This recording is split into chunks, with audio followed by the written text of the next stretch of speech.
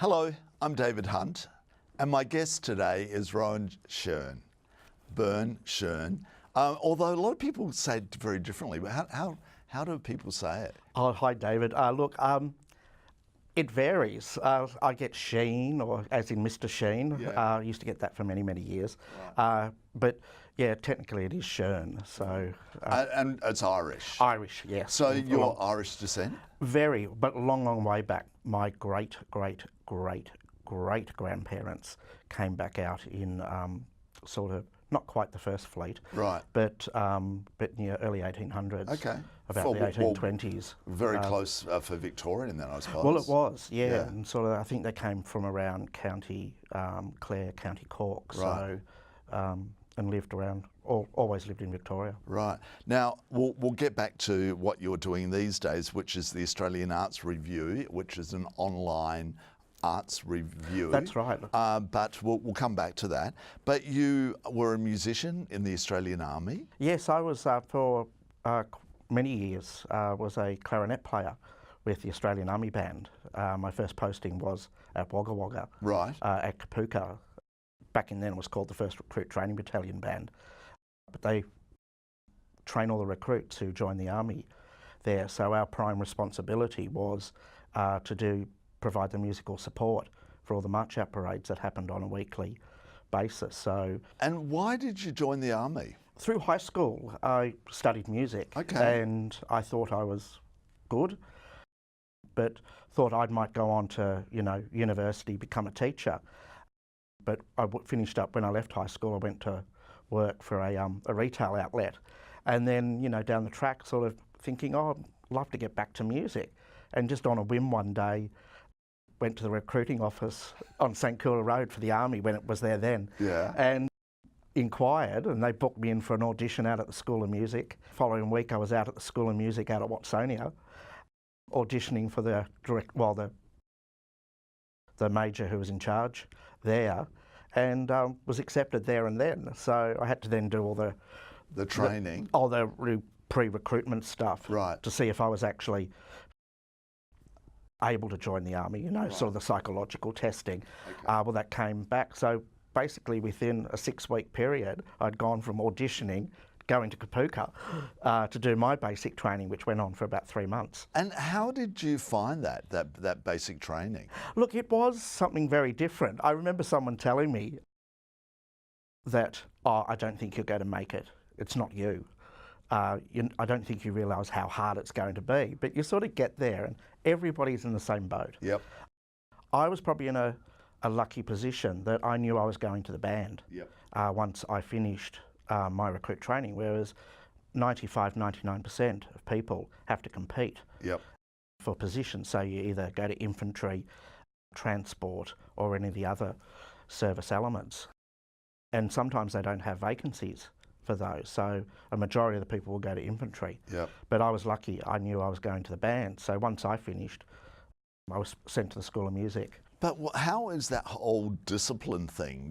Did you take that on board? Okay, with the slamming in doors in front of you, and you hear all those sort of stories. Yeah, it's probably a shock, because you're coming from a great lifestyle, living at home and all that sort of stuff, and then the next thing, you're sharing a room with 3 other people, but sharing a floor with possibly up to about 30 plus people. So it's quite a shock, at 5:30, 6 in the morning, doors banging and yelling, get up, and then you've only got 15 minutes to get ready to go to breakfast, and that includes making your beds and, showering and shaving and all that sort of stuff. Yeah. And then you get in to do a full day's training. So, yeah, and, you do everything, all the physical Yep. elements, weapon handling, navigation, and then you do field component too. So, Wow. yeah, look, it was a shock. I did make it through. It was then further down the track that actually one of my promotional courses had to do it all again. Right. And being in the band, you tended not to do a lot of the military side because we were busy, doing concert work, depending where we were, or, as I said, on the parade ground. Did you enjoy it? Very much so. How long did you stay in it? I did 7 years full-time, then did a further 9 part-time Wow. as a reservist. Yeah. Majority of it here in Melbourne. Yeah. got to travel overseas as well, so got to go to France and Belgium. Gosh. Yes, one of the things you enjoy is when you get to do an overseas trip as a bandsman. And why did you leave? It was time? I thought it was time. I was sort of feeling I wanted to go back to uni. I'd been doing theatre as well, and theatre was calling, and there was just an opportunity arose. At the time, in the mid-90s, the band corps was being downsized, so I was one of the lucky ones that took a voluntary redundancy. Right. So I thought, well, I can always go across to the reserve, still do military stuff, and that's what I did. Right. And quite a few of my compatriots did the same. So, we left full-time service. Many of us went back to uni, but then still got to keep our hand in, so to speak, by playing with the reserve band. So you went to uni? Yes. Studied theatre? All the elements that make up theatre. So at Swinburne, so it was one of the, sort of like a BITSA course. So you cover everything. So from performance, administration, marketing, technical, design. And then from there, sort of, was lucky enough to go work in the regional areas. Doing what? Straight out of uni, was offered the position of Art Centre Manager at Wangaratta. And I still don't remember applying for the job. But I must have, because they had my CV. So, but I don't remember. I remember getting a call saying, can you come up for an interview? And yeah. Of course, I was successful. And so what were the regional areas like back in those days? Because now they're really very, very powerful, aren't they? Yeah, well, the regional centres, it's not like it is now. A lot of money has been spent, especially in Victoria, on regional performing arts. We had the old Wangaratta Town Hall, which, was a 1960s building, a big barn. Yeah. And what would you put on? Look, we had things like Circus Oz. They came and, fitted out all their equipment in. Circus Oz spent a period of time actually rehearsing one of their touring shows at Wangaratta because of the space. Yeah. But yeah, we had, a lot of the touring drama, concert work. We had the top line performers come through and do a one-night stand. And would people go to it, the locals? Yes, they would. Sometimes shows surprised you. Shows that you wouldn't think would sell out. Like Shakespeare or something like that? Shakespeare, Bell Shakespeare. Yeah. I remember one of the first shows that I toured, I'd left Wangaratta by that stage, was Late Night Catechism, and it was about a nun. And Sally Ann Upton was the nun, and she was absolutely brilliant. And she did a record run at the old Universal Theatre in Fitzroy. And then we wanted to take it out on the road. And we thought, people thought it could be, Catholic bashing and all this sort of stuff. And, some of the areas like Ballarat and Bendigo, they were a little worried that it wouldn't sell. So they erred by not booking it. Then the next thing they're seeing, here's this show that was selling out weeks across Victoria. And, I remember the Art Centre Manager at Bendigo coming to me saying, is there any chance we can get a night? And as soon as he put it on sale, it was sold out in 24 hours. Wow. And he was sort of going, I didn't think that would actually happen. Yeah. Ballarat at Her Majesty's Theatre there, I think sold out 4 nights. And we had to keep coming back to it, slotting it in over the tour. When you said we kept on coming back to it, were you touring? I was touring that show for Victorian Arts Council at the time. Okay. So you worked for a Victorian Arts Council? Yeah, in the early days. So you tarted yourself around a bit. Well, I have. The arts you have to, because your contracts are small. You sort of, unless you can get with sort of an established organisation, a lot of the time, because you didn't know how long the funding was going to be for.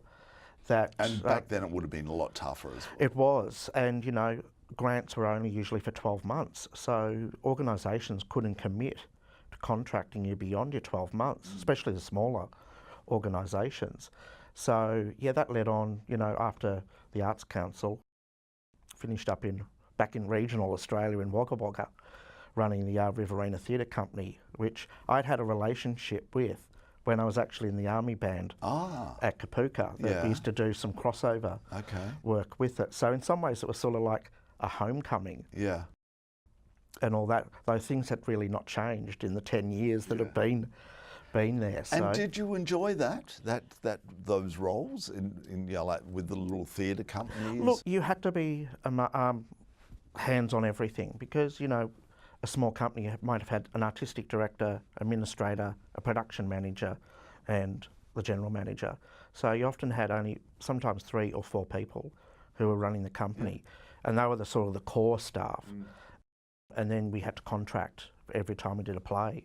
And, in Wagga we did, I think, usually 3, 4 professional productions each year. Successful? They were. Well, you'd have to have one that wouldn't be. Look, we used to do the community work as well. Like one of the big things we used to do was the annual musical, and that used to bring in a lot of people. And in some ways that used to sort of fund or subsidise the other work that we used to do because, some of the smaller works, the audiences wouldn't come unless they knew who the actual artist was. And sometimes, back in those days, trying to get big name artists out into the regional areas was a bit of a struggle. Oh, it would have been, yeah. So you continued just getting like the red stitch at one stage. At one stage, yeah. So like I went to Lismore and I worked with Lyndon Terracini, who was now with Opera Australia at Norpa. Wow. Because he'd set Norpa up and all that. Went to Adelaide, went to Canberra and ran Jigsaw Theatre Company for many years, and then came back to Melbourne about 6 years ago now. Right. And yes, now, did work at Red Stitch. So yeah.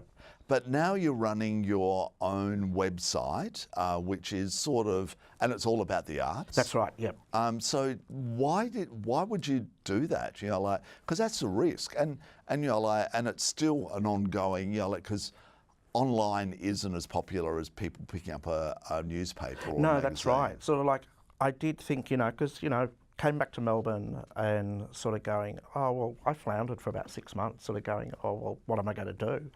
And I was actually in Adelaide and ran into an old colleague, and she said to me, she said, Ro, well, you've run a website before.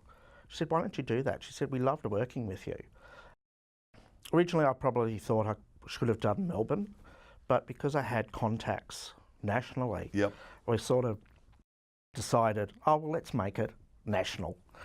But in hindsight, I probably could have just started with Melbourne. And there was enough content that we had in Melbourne alone just to do Melbourne. But look, it's been an exciting ride. There's been sometimes there is a struggle, we've always got content. Sometimes in the early days, we were taking everything. Now we sort of do say no to a lot more people, if we don't think it's a right fit, because we track what content we do. So if we see something that works really, really well, we'll sort of continue with that. Or if there's areas that don't track as well, we sort of won't continue with that. Now, you're covering the whole of Australia, but you're based out of Melbourne, and as you said, you probably should have.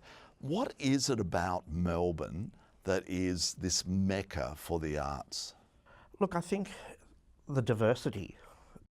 We've got a very proactive arts community on all levels, from not just from community theatre, then you've got the independent theatre sector, and then the various levels of the professional arts sector as well. And I think, and the festivals, there's always something happening here as well. Always. And there's always an arts component too, so there is always something happening. I think also because we've got a government that's also very supportive. The government gets the fact that some artists do struggle, and there's probably not a lot of funding around to support the work, but the government did step in various times. When the Australia Council cut back on its funding, the Victorian government stepped up and did fill that void. But what I'm finding more and more within the arts is that people, like their parents tell them when they leave school, you're going to university and you're going to study commerce or whatever, and then years down the track they go, hold on, I still want to be an artist in some shape or form, and people are coming back to the arts, or people are moving from other states to come to Victoria because of, and from overseas. You know, like the art seems to be going through such a boom time, isn't it? You know, like even though a lot of people are struggling, what is it about the arts that make people want to put their lives on the line? Right. I think because we've also got the facilities and we've got that collegiate atmosphere. So, you know, you can hop on Facebook or Twitter and you can do a call out saying, oh, I want to put this show on. Does anybody want to be involved? And there are people out there who are ready to put their hand up because they want to be involved. And I think, especially if it's going to be a new work, and you know, when you're pitching it, and if it does sound exciting, people do want to be part of that. And it's probably that, you know, that fear of missing out, that, you know, if it goes big guns, that, you know, if they then initially said, oh no, I don't want to be part of it, and then all of a sudden this show takes off, and they've been left behind. I think, yeah, there's that element, that's that fitter of wanting to be part of something big. But the diversity, I think, but it's also the diversity, I reckon, as well. We have... Well, you can have the big productions like the Melbourne Theatre Company, the ballets here, the Opera Australia comes into Melbourne a lot. But then we've also got the NGV, which is, you know, like sort of breaking, visual arts and the various which is artists breaking there. all records. So we've got that, and then all the fringe dwellers are around the edges as well. Very much so, and it's not just happening in the centre of Melbourne. You go out to the metropolitan areas, and you know, you look at in St Albans, you know, with the Bowery Theatre, the new theatre there, named after an eccentric Australian who went to London, who did performance art, and you sort of go, well, and Lee Bowery did grow up in that area. And you see that work that's happening there, but then you can also go down to Gippsland or northeast Victoria, and you see the work that's actually being created. And the galleries in, you know, Geelong, Bendigo, Ballarat. Well, that's right. booming. And you know, even some of the theatre companies are taking that risk of moving out of, say, the centre of Melbourne, and are now working in the regional areas as well, because you know, Ballarat and Bendigo are really not that far away, so you can still be connected to the Melbourne arts community, but still work in a regional area. And I think that's one of the things we're also very, very lucky, is that connectivity is actually there. Now, you mentioned it a while back in this interview, is that the fear of missing out. You would have to be... You're at every opening night of theatre, galleries, you name it. I go to them and you're there. I'm there. What is it? You know, why do you love that opening night or that? Oh look, I don't go to every opening night. But I do go to a lot. Even the ones I don't go to, I might say to you, "Did you go to that?" Yeah, I was there. Look, I think it's not only being there to see that show and be part of the atmosphere. Like, you know, opening nights can be quite special, and you know, showing your support as well. Like I have gone to shows post opening, and you know, being part with the general public, so you can get a feel for how they're doing it. But you know, opening nights can be a bit special, and you know, showing your support. There's a sort of an electricity in the air, so to speak. And all the gossip you can pick up at an opening night. Well, that's right, and you know, you can network because you know your colleagues, your friends are also there. So, you know, you also get a bit of networking. Because that's really important with your website, is that you have the around, and so you do know what, you know, I love it, you know, when I'm with you, and have you heard about this one, or you heard about that one? And I go, I don't know any of this stuff. Yeah, and look, it's good well, it helps us with our planning as well, but sort of being across everything that's sort of actually happening. And of course, there are a lot of things that, you know, we can't make public until official announcements come out. But, you know, we're sort of in that privileged position that we do know what is actually happening, and we do know what's happening behind the scenes. And sometimes, you know, it's not all rosy, you know, and it's But of course, you have to be discreet on what you actually say. And the fact is that, you know, like you've got this website, and you know, like you struggle, you know, like with it, you know, like financially, because Well, look, yeah, because you know you're doing it for yourself. So of course, and we rely on advertising with that as well. So you know, like any freelancer, you sort of always got to be looking, or when's the next advertising revenue coming in. and everyone wants something for nothing. Oh, of course, you know, and you know, especially in the arts. yes, and you know, festival time. You know, we're about to go into the comedy festival time, and you know, we'll get hit up with many emails. You know, asking us to cover this, asking to cover that, and of course, you know, you always ask about, you know, well, are you going to advertise? And you know, and you don't hear from them anymore. yeah, that's right. So, Rohan, thanks so much for, you know, we could talk so much about the arts because you know all the gossip about the arts. What's your website called again? it's Australian Arts Review, so www.artsreview.com.au. Right. Thanks, Rohan, for chatting with us today. Thanks, David. I'm David Hunt. We'll see you next time.